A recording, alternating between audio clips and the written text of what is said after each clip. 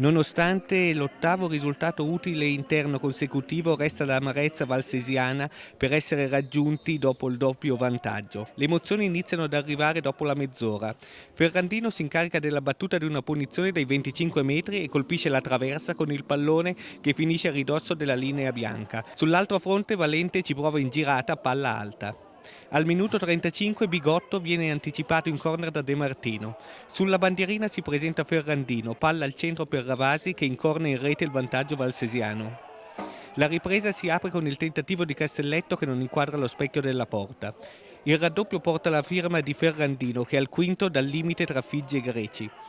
5 minuti dopo, durante una mischia in area, il borgosese reclama il rigore per un tocco di mano e un contrasto su Ferrando. L'arbitro lascia proseguire. Al 22esimo Diallo pesca Valente, Iali c'è. Un minuto dopo Valente approfitta di un tiro sballato da Diallo, controllato da Saltarelli e in scivolata in sacca. Al 27esimo un tiro deviato di Diallo termina a lato di poco. Dopo i liguri si rendono pericolosi in mischia ma la difesa granata si salva. Iali al 32esimo dice no a Dell'Amico e sul corner conseguente Zavatto incorna alto.